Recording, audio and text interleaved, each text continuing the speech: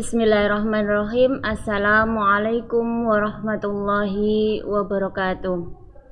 Rabbi shrah li sadri wa yassir li amri wahlul 'uqdatam min lisani yafqahu qawli. Selamat pagi anak-anak. Gimana kabarnya untuk hari ini? Semoga kita masih dalam lindungan Allah Subhanahu wa taala dengan diberikan nikmat sehat, sehingga pada pagi hari ini kita bisa melakukan pembelajaran daring dalam keadaan sehat dan lancar. Sebelum kita memulai pembelajaran daring kali ini, marilah kita berdoa dulu sebelum belajar. A'udzubillahi minasyaitonirrajim. Bismillahirrahmanirrahim. Rabbi zidni ilma warzuqni fahma. Ya Allah, tambahkanlah kepadaku ilmu dan berilah aku karunia untuk dapat memahaminya. Amin. Allahumma amin.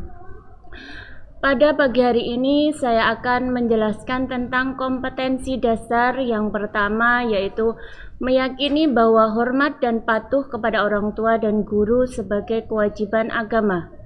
Yang kedua, menunjukkan perilaku hormat dan patuh kepada orang tua dan guru sebagai implementasi pemahaman Quran Surat Al-Isra ayat 23 dan hadis yang terkait. Yang ketiga, menganalisis perilaku hormat dan patuh kepada orang tua dan guru. Dan yang keempat, menyajikan ketauhidan dalam beribadah serta hormat dan patuh kepada orang tua dan guru sesuai dengan Quran Surat Al-Isra ayat 23 dan hadis yang terkait. Ya, pada bab 9 kali ini kita akan membahas tentang hormat dan patuh kepada orang tua dan guru. Ini ada 2 poin yang harus kita pelajari. Yang pertama adalah hormat dan patuh kepada orang tua, dan yang kedua adalah hormat dan patuh kepada guru. Pada kesempatan kali ini saya akan menjelaskan tentang hormat dan patuh kepada orang tua, dan hormat dan patuh kepada guru nanti akan dijelaskan oleh Bu Ferry pada pertemuan selanjutnya. Ya, hormat dan patuh kepada orang tua. Selayaknya kita sebagai anak menghormati dan mematuhi orang tua kita, karena kedua orang tua kita adalah orang yang sangat berjasa bagi kita.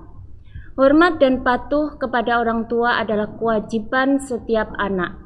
Maksud berbakti menurut Al-Atsari adalah menaati kedua orang tua dengan melakukan semua apa yang mereka perintahkan selama hal tersebut tidak bermaksiat kepada Allah Subhanahu wa taala. Dari penjelasan Al-Atsari ini kita bisa menyimpulkan bahwa hormat dan patuh kepada orang tua adalah wajib bagi seorang anak, apalagi kepada ibu. Ada suatu hadis yang mengatakan,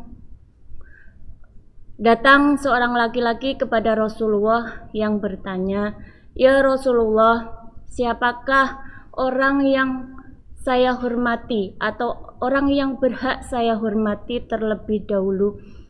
Maka Rasulullah menjawab, "Ibumu." Lalu laki-laki itu pun bertanya kembali, "Lalu siapa ya Rasulullah?" Rasulullah pun menjawab, "Ibumu." Dan yang ketiga kali laki-laki tersebut bertanya kembali, "Lalu siapa ya Rasulullah?" Lalu Rasulullah menjawab, "Tetap ibumu." Dan yang keempat kali laki-laki itu pun bertanya kembali, "Lalu siapa ya Rasulullah?" Rasulullah pun menjawab, "Bapakmu." Jadi dari hadis tersebut kita bisa menyimpulkan bahwa hormat dan patuh kepada orang tua adalah kewajiban bagi kita, apalagi seorang ibu. Kenapa? Karena seorang ibu, beliau telah melahirkan kita dari hamil 9 bulan, lalu melahirkan, menyusui, dan merawat kita sampai kita besar.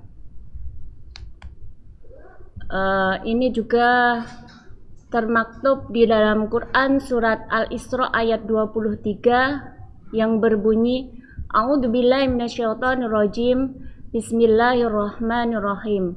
Wa qada rabbuka alla ta'budu illa iyyahu wa bil walidaini ihsana imma yablughanna indakal kibara ahaduhuma aw kilahuma fala taqul lahumā uffin wa la tanharhumā wa qul lahumā qawlan karīmā. Yang artinya, dan Tuhanmu telah memerintahkan supaya kamu jangan menyembah selain Dia, dan hendaklah kamu berbuat baik pada ibu bapakmu dengan sebaik-baiknya. Jika salah seorang di antara keduanya atau kedua-duanya sampai berumur lanjut dalam pemeliharaanmu, maka sekali-kali janganlah kamu mengatakan kepada keduanya perkataan dan janganlah kamu membentak mereka, dan ucapkanlah kepada mereka perkataan yang mulia. Dari penjelasan Quran surat Al-Isra ayat 23 di atas, kita bisa menyimpulkan kandungan yang ada di dalam Quran tersebut, atau Quran surat Al-Isra ayat 23 tersebut. Yang pertama adalah, janganlah berkata kepada keduanya uff atau wala taqul lahumā uffin. Karena menurut Quraisy Shihab, kata-kata uff atau dalam masyarakat Arab itu disebut penghinaan. Maka tidak selayaknya seorang anak itu berkata uff atau karena sama dengan penghinaan. Dan yang kedua adalah, jangan membentak keduanya, wala tanharhuma. Tidak selayaknya seorang anak itu membentak kepada kedua orang tuanya. Jadi kita harus berhati-hati dalam berkata. Hendaklah berkata dengan baik dan sopan. Dan yang ketiga, kandungan surat Al-Isra ayat 23 adalah bertutur kata dengan perkataan yang baik. Wa qul lahumā qawlan karīmā. Hendaklah seorang anak berkata yang baik. Jangan sampai menyakiti atau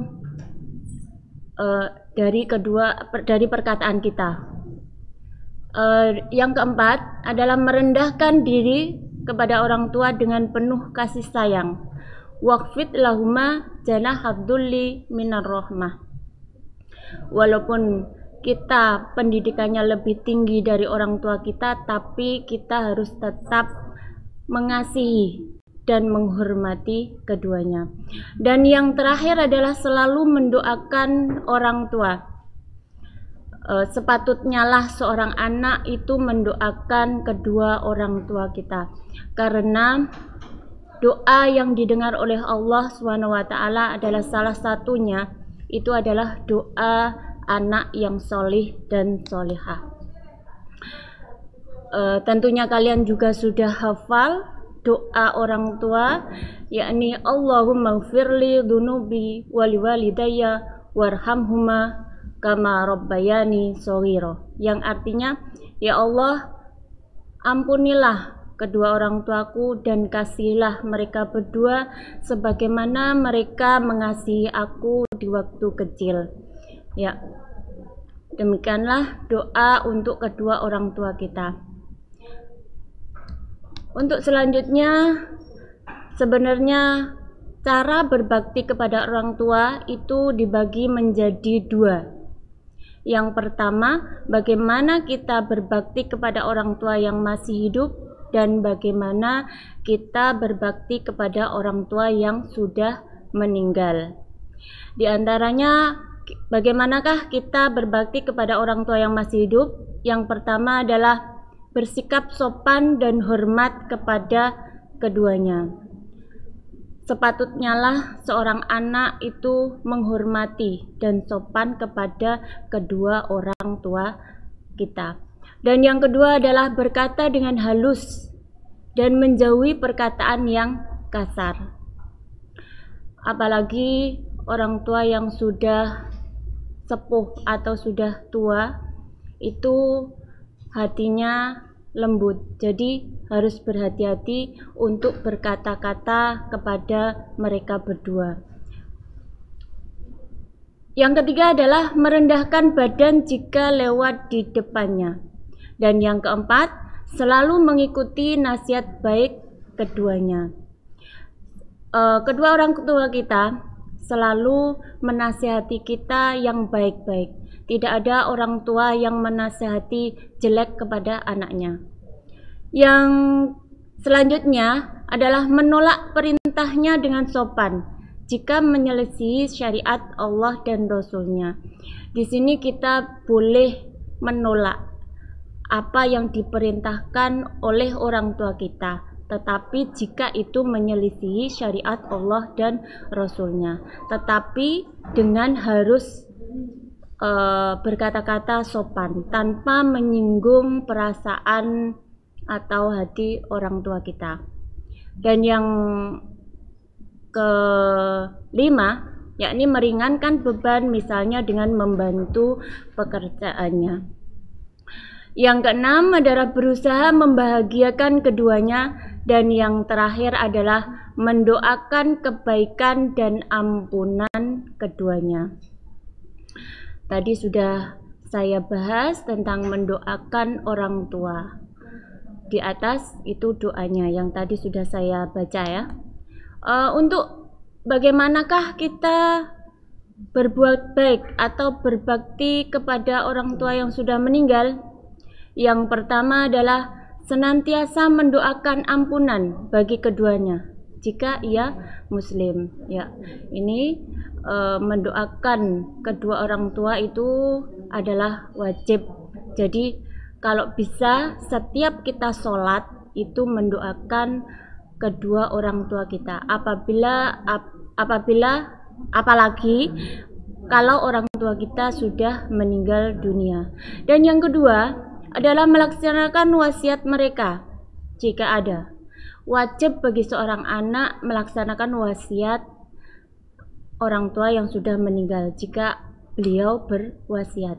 Dan yang ketiga adalah meneruskan hubungan baik atau silaturahmi dengan sahabat atau kenalan mereka semasa hidup. Tentunya orang tua kita juga mempunyai sanak, kerabat, saudara yang harus kita teruskan silaturahminya apabila beliau berdua sudah meninggal, supaya tidak terputus dengan meninggalnya orang tua kita. Dan yang terakhir adalah selalu menjaga nama baik mereka. Ya, tentunya apabila kita berbuat baik atau berbakti kepada orang tua, tentunya ada hikmah. Apakah hikmah berbakti kepada orang tua kita? Di antaranya adalah yang pertama adalah berbakti terhadap orang tua termasuk amalan yang paling dicintai oleh Allah. Dalam suatu hadis riwayat Bukhari mengatakan bahwa amalan yang paling dicintai oleh Allah itu ada 3. Yang pertama adalah sholat tepat pada waktunya. Dan yang kedua adalah anak yang berbakti kepada orang tua, dan yang ketiga adalah jihad fi sabilillah. Dari sini berbakti kepada orang tua adalah termasuk menempati ranking yang kedua, termasuk amalan yang paling dicintai oleh Allah. Maka kalau kalian kepengen dicintai oleh Allah, maka berbaktilah kepada orang tua. Dan yang kedua adalah mendapatkan ridho dari Allah karena diridhoi orang tua. Ini juga sesuai dengan hadis Rasulullah. Qala Rasulullah sallallahu alaihi wasallam, ridallahu fi ridal walidain wa suqtullahi fi suqtul walidain. Yang artinya ridho Allah itu tergantung ridho orang tua, dan murka Allah itu tergantung murka kedua orang tua kita. Dan yang ketiga adalah mendapatkan pahala yang besar. berbakti kepada orang tua itu termasuk pahala yang besar. Yang terakhir adalah kelak anak kita akan berbakti kepada kita, insya Allah ya. Jika kita berbakti kepada orang tua, insya Allah nanti anak kita juga akan berbakti kepada kita. Setiap orang tua pasti menginginkan anaknya itu berbakti kepada orang tuanya. Alangkah bahagianya orang tua yang mempunyai anak yang soleh solehah yang berbakti kepada mereka berdua. Ya, demikianlah materi pada pagi hari ini. Semoga bermanfaat bagi kita semua. Pesan saya, kalian sebagai anak haruslah berbakti kepada orang tua kita. Doakan mereka berdua setiap kali kita sholat. Dan yang kedua, banyak orang sukses yang mengatakan, jika kamu kepengen sukses di dunia dan di akhirat, maka hormatilah kedua orang tua ini. Yang pertama adalah hormatilah kedua orang tuamu, dan yang kedua adalah hormatilah gurumu. Ya, demikian pembelajaran pada pagi hari ini. Semoga bermanfaat bagi kita semua. Wabillahi taufik wal hidayah, waridha wal inayah. Wassalamualaikum warahmatullahi wabarakatuh.